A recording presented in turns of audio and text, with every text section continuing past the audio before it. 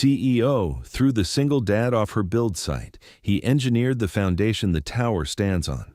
The morning Camille Devereux walked the investors through the build, the tower stood 60 floors into a hard blue sky, and the whole site moved like a thing that knew it was being watched. Cranes turning, concrete trucks lined at the gate, 400 workers in hard hats, and down on the third sublevel, where the daylight did not reach, a laborer named Cole Hartman stood with his bare hand flat against a foundation wall and was not moving at all.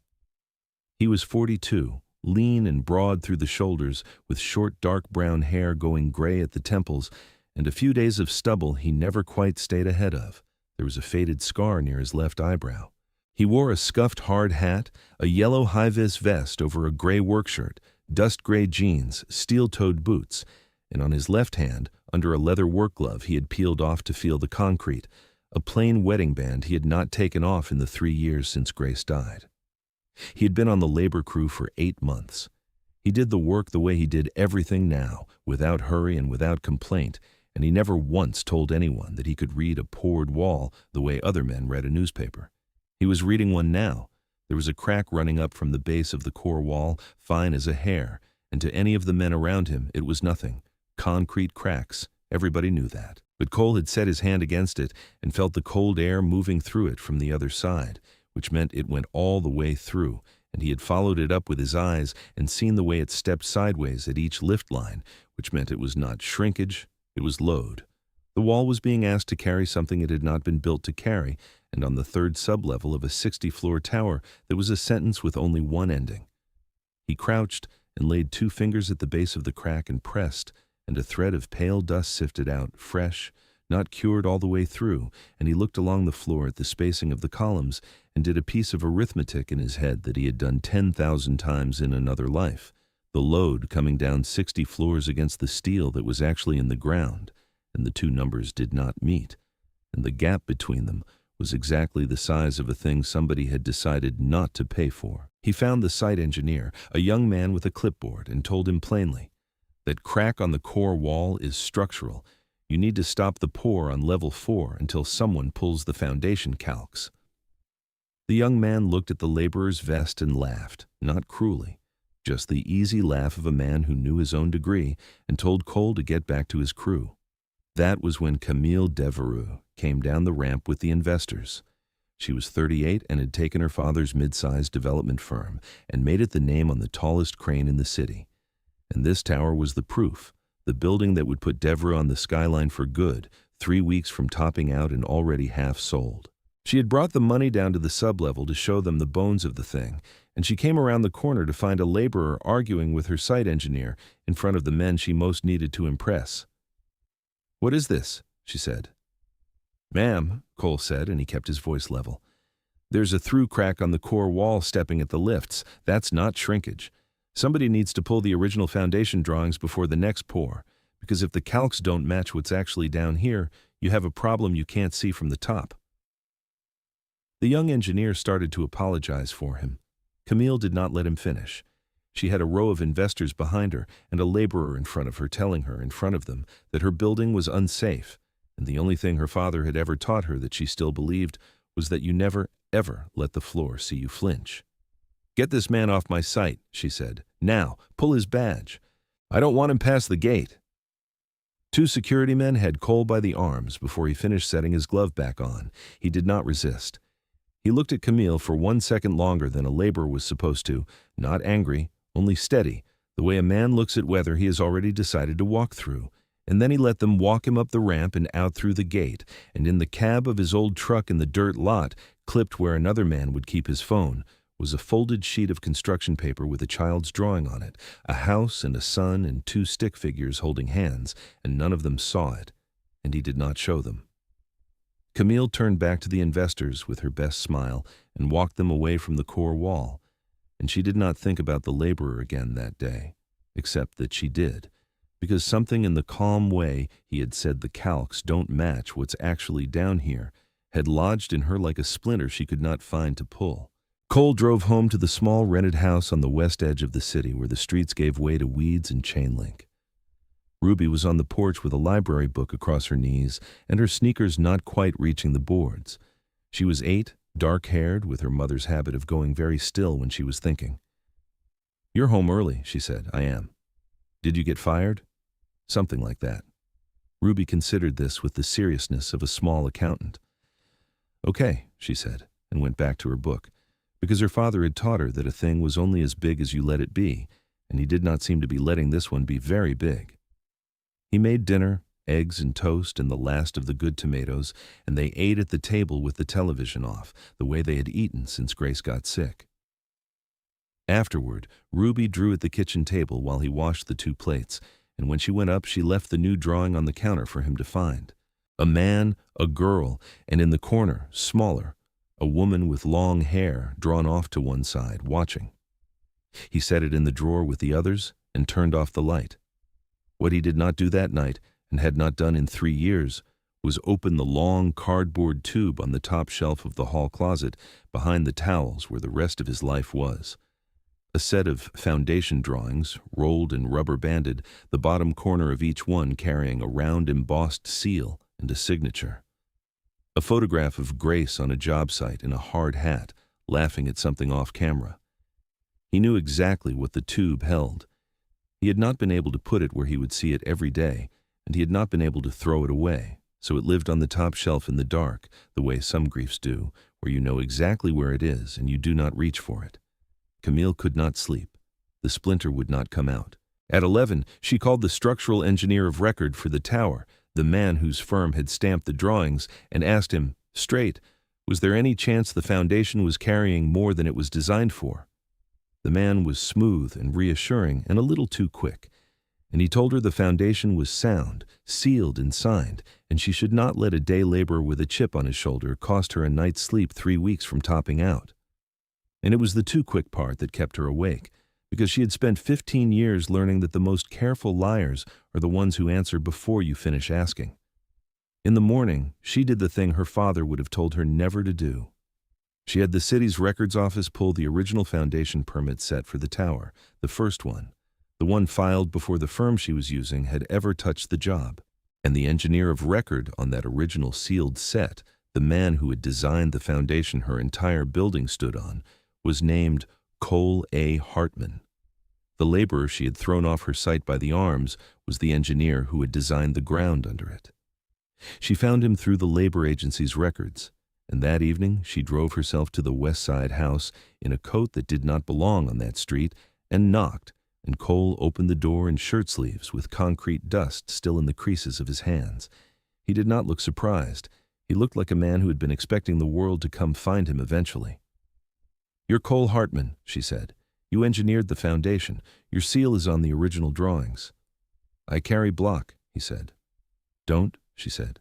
"Please. You stood in my sublevel and told me my building was lying to me, and then I had you dragged out by the arms, and it turns out you're the man who designed the thing you were warning me about. I need to understand what I'm standing on top of, and you're the only one who can tell me." Behind him a small voice said, "Dad, who is it?" And Ruby appeared at his elbow in her pajamas, looking up at the woman in the expensive coat with the frank assessment children give to strangers. "Someone from work," Cole said. "Go brush your teeth. I'll be in to read." The girl studied Camille a moment longer and went. Cole wiped his hands on a rag and looked at the woman in his doorway, and then, because she had not come to gloat and he could see it, he stepped back and let her in. At the kitchen table, with Ruby asleep, he told her the shape of it without the wound at the center. He had been a structural engineer, a good one, with his own small firm. He had designed the foundation for that tower years ago, back when it was someone else's project on the same lot, a deep mat foundation built to carry a 60-floor load with the margin he always built in. Because his wife, Grace, who was an engineer too, used to say that the margin was the part of the drawing where you kept your conscience. Then, Grace had gotten sick, and he had spent the last year of her life beside her instead of at the drafting table, and after she was gone, he could not walk back into an office full of the calculations the two of them used to argue over at midnight. So he had closed the firm and let his license go quiet, and he had taken a labor job because the work was honest, and his hands still wanted to be near a building going up, 10 minutes from his daughter's school, where no one would ask him to put his name on anything. "My foundation could carry that tower," he said, "the one I drew. But somebody changed it after me, and I think they changed it cheap. And I think that crack on the core wall is the building trying to tell you so." Camille was quiet for a moment. "Who would have changed it?" she said. "You tell me," Cole said, "who reissued the drawings under a seal after I closed my firm. That's where it starts. A wall doesn't crack like that on its own. Somebody took the margin out of it."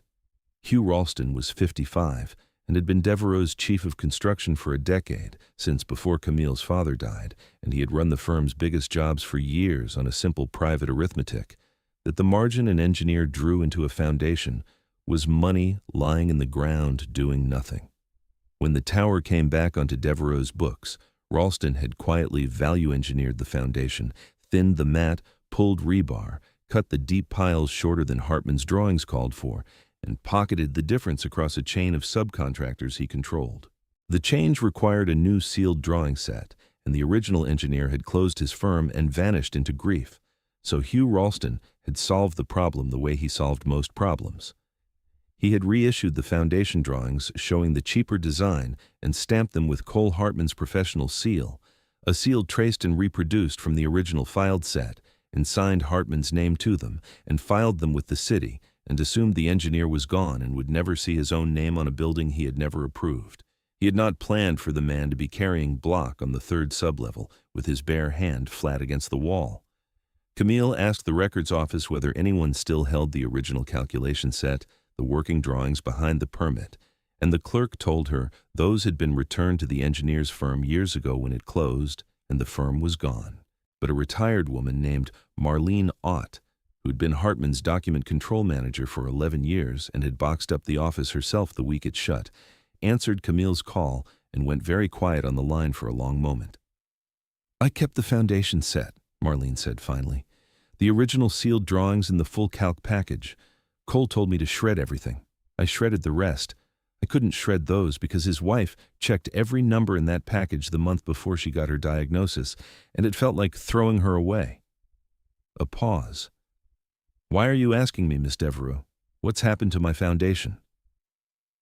When Marlene brought the box to Camille's office the next morning, she set it on the table and opened it herself. The original drawings with Cole's true seal and his true signature, the calc package thick as a phone book, every page initialed in 2 hands. His, in a second set that Camille would later learn, were Grace's. Clipped to the inside of the lid, something Marlene had added that week, a printout of the reissued city set, the cheaper foundation, with a seal on it that was almost, but not quite the same as the real one, and behind it, a single sheet. A sympathetic clerk in the building department had slipped her an email from Hugh Ralston's account to a drafting subcontractor. One line: reissue the foundation set under the engineer's seal, drop the original calc package, nobody's going to ask the dead firm. Camille held the page and felt the floor of her own tower tilt under her. She went back to the West Side house on a Thursday, and this time Ruby opened the door first and looked up and said, "You're the lady who had my dad thrown out, because children repeat the parts adults wish they wouldn't." Cole came out of the kitchen with a dish towel over his shoulder, and Camille held up the email and laid the reissued drawing beside the original on his table, and he understood at once. He read it slowly, the load-bearing part first, the way he read anything that mattered.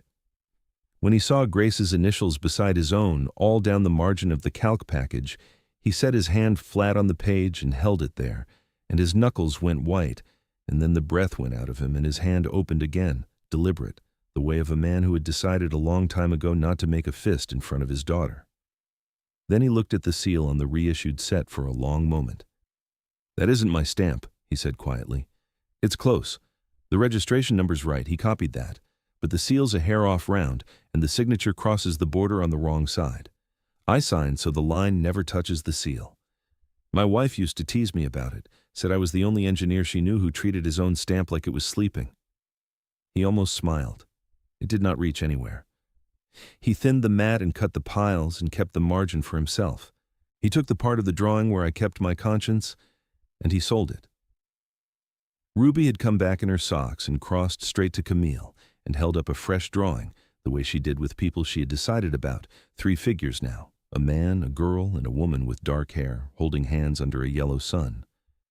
Camille took it in both hands like it was something that might break. She had not been given anything for free in a very long time. Cole watched his daughter, and then he watched the woman holding the drawing, and the hardness he carried loosened by one notch. "I came to give you the truth," Camille said. "You deserve to see whose name he put on it." "You came because you don't have anyone to tell when you're tired," Cole said. He was not unkind about it. She did not answer, which was its own answer. "The topping out is Friday," she said. "Press, the mayor, every buyer who put money down. Hugh wants it public and finished, so the building's a done thing nobody can stop. If that tower tops out on the foundation he built, and it ever sees a real wind load or a full house, people could die in it." Cole stood and folded the dish towel and set it on the counter. "Then we go Friday," he said, and she noticed that he had said we, and she did not remark on it, because she had already learned that with him the important words came in small and you did not chase them. Hugh Ralston learned that Camille had pulled the original permit set from a clerk who owed him a favor, and he moved the way frightened, careful men move, smoothly. On Thursday, a man Cole did not know was parked across from Ruby's school at pickup with a phone held low. Marlene called that evening to say a stranger had come to her door, asking whether she still had any of the old firm's records. Cole took Ruby to Grace's mother across the city and stood in the doorway and told the old woman to lock everything and open the door for no one until he came back. Ruby held his sleeve. "Are you in trouble?" she asked. "No, baby," he said. "Somebody else is. I'm just the one who's going to say so." That night, for the first time in 3 years, he took the long tube down from the closet shelf. He needed the original drawings, the real seal, a true sample of his hand for the examiner. He slid them out and unrolled them on the kitchen floor under the range light, and there it was, the deep mat, the long piles, the margin, and Grace's small, precise initials beside his own all the way down, where she had checked every number the month before the world ended. He knelt over the drawings a long while and did not cry. He had done that, but something clenched in him for 3 years, let go by 1 degree. Then he understood that a man had taken the safest thing he had ever drawn and made it deadly to save himself some money and put Cole's own name on the danger, and that he was the only one alive who could read the ground and say so.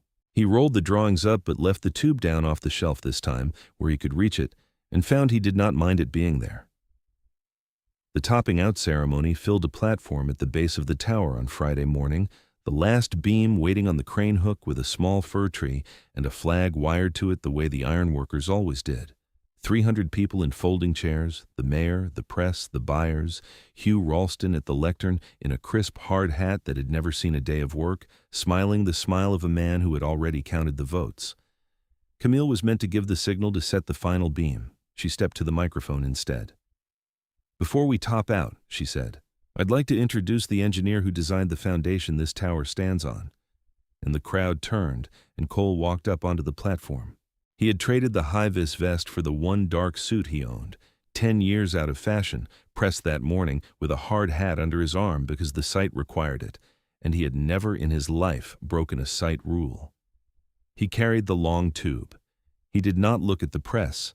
He found Marlene in the second row and gave her the smallest nod, and the old woman pressed her lips together hard, and then Cole set the tube on the lectern. "My name is Cole Hartman," he said. "I'm a structural engineer. Years ago I designed the foundation under this building, a deep mat on long piles, built to carry every floor you see and more, because the margin is where an engineer keeps his conscience." He let it sit. "After I closed my firm, someone reissued my foundation drawings, thinner, cheaper, and stamped them with my seal. I never drew that version. I never sealed it. The wall on the 3rd sublevel is already cracking through, stepping at the lifts, which is the building telling you the truth its paperwork won't." The screen behind him changed. Camille put up the original sealed drawings beside the reissued set, the true seal beside the traced one, the difference ringed in red by a forensic examiner 2 days fast, the calc package with 2 sets of initials down the margin. Then the email, 1 line, reissue the foundation set under the engineer's seal. Drop the original calc package. Nobody's going to ask the dead firm. "My wife checked every number in the real package the month before she got sick," Cole said, and his voice did not rise. "She's the second set of initials. The man who took the margin out of this foundation and forged my name onto the danger and was about to put 300 families inside it is standing on this platform. I'm not here to accuse anyone. I'm here so the record says what's actually holding this building up, and what isn't." He looked once toward the back, where the ironworkers and the laborers stood in their dirty vests, the men who would have been inside the thing when it failed. "These are the people who pour it and climb it and trust the paper," he said. "I'd like them on the record, too." The silence had weight. Hugh Ralston stood, and his face had gone the color of the paper the lies were printed on. "You closed your firm 3 years ago," he said. "You're a laborer. You don't get to walk up here and lecture this city about a building you haven't touched since." Cole looked at him and did not raise his voice. "I touched it yesterday," he said. "I put my hand on the wall you cut, and it told me everything. I don't need a title. I just need you to know I still remember how I signed my own name, and you never learned it." Camille took the microphone. "Topping out is canceled," she said. "The site is shut down as of this minute. The building department and an independent structural firm have already been called, and the forged seal and the diverted money are going to the Attorney General and the Engineering Board tonight." 2 investigators were already at the edge of the platform, and Hugh Ralston walked to them without resistance, which was worse than if he had run. In the weeks after, the story moved through the city paper and then the wires. Ralston was charged with forgery, fraud, and reckless endangerment, and the chain of subcontractors he had used to skim the foundation unwound itself in a single afternoon under a subpoena. 2 of Devereaux's board members who had pushed the schedule resigned. Camille declined every interview and gave one written statement, 11 sentences long, and signed her name to it. She shut the tower down for a full structural remediation that cost her more than the building had been expected to earn, and she did it without complaint, and she met personally with every family that had put money down and told them the truth about what had nearly happened, and sat through whatever they needed to say, and did not interrupt. Then, quietly, she built a fund to pay for independent third-party structural review on every affordable housing project in the city, so that no developer could ever again quietly take the margin out of the ground beneath people who could not check the math, and she named it the Grace Hartman Fund, after an engineer she had never met before she had told Cole she was going to. Cole did not reopen the firm, not at first. But when the independent reviewers came in to redesign the foundation remediation, they found, to their quiet embarrassment, that the cleanest path forward was simply to build what the original drawings had always called for. And so, for 3 months, Cole stood on the 3rd sublevel with his hand on the wall again, this time in a hard hat with his own name on a contract, walking young engineers through the thing he and Grace had drawn, teaching them where the margin went and why. He kept his license active after that. He found he could walk into the work again, now that the work had asked something of him that only he could give. On a gray morning in March, Camille drove him to the cemetery on the hill where Grace was buried, and she stayed 3 steps back while he crouched and set something small on the grass before the stone, a single washer from the bridge they had been loading with Ruby, for no reason he could have explained. She heard him say, low, not quite to anyone, "Somebody tried to sell the margin, Grace, and I caught it, and then, softer, your numbers held. They always held." He did not say more. Camille did not come closer. She understood that her place at that moment was not nearer, and that there are conversations a man has with a stone that a living person is only allowed to stand near and not inside. On the drive back, neither of them spoke, and the silence was not heavy, only full. Camille started coming by on the weekends, first with a reason and then without one. She traded her heels for boots that got scuffed and learned the names of Ruby's library books, and let the girl beat her at a card game whose rules changed whenever Ruby was losing. One evening she watched Cole teach Ruby to build a little balsa wood bridge for a school project, his big hands over the girl's small ones, slow, no wasted motion, the same care she had seen him turn on a 60-floor tower, telling her where to put the margin so the thing would hold more than the test ever asked of it. "Always build it stronger than the day you can imagine," he told her. "The day you can't imagine is the one that comes." Ruby nodded with the seriousness of a child trusted with a real thing, and Camille, watching from the doorway with a cup of tea going cold in her hand, understood that this was the whole of him, that the engineer and the laborer and the father were one quiet person all the way down. On a clear Saturday in spring, the 3 of them loaded the little bridge with washers one at a time to see how much it would carry before it broke. Cole calling the count, Ruby adding the weights, Camille kneeling on the floor in an old shirt of his that did not quite fit, and the bridge held long past the number Ruby had guessed because her father had built the margin in without telling her. Ruby looked up and asked, "Are you going to stay forever?" The way children ask the questions adults are too careful to, and Camille glanced at Cole, who had stopped and was looking at her, and she said, "I'm thinking about it." Cole set down the washers and asked Ruby to go find more in the junk drawer, and the girl ran off, and he turned to Camille. The kitchen smelled of coffee and balsa and glue. "You don't have to promise a child something you haven't promised yourself," he said. "I'm promising both of them," she said, "at the same time." He looked at her for a long moment. Then he raised his hand and tucked a loose strand of hair behind her ear with the back of one knuckle, the first time he had touched her in all the weeks she had been coming. She did not pull back. He did not move closer. It was a moment, no more, but it was long enough for both of them to know it had finally arrived. Ruby came back with a fistful of washers and slipped one hand into her father's and one into Camille's, and turned the three of them gently to face the little bridge, still holding its impossible load, the way she did, as if this had always been the arrangement, and she had only been waiting for the grown-ups to catch up. By summer, the tower stood finished and safe on the foundation Cole had always drawn. 60 floors carrying exactly what they were meant to carry and more, and on the third sublevel, where no tenant would ever go, there was a small steel plate the remediation crew had set into the core wall without being asked, with 2 sets of initials stamped into it, his and Grace's, where no one would ever see them, and where they would hold up the building anyway. Camille kept a smaller office now and let most of the old life go, the galas, the skyline, the rooms where a building was only a number, and she found, by the 3rd month, that she did not miss any of it.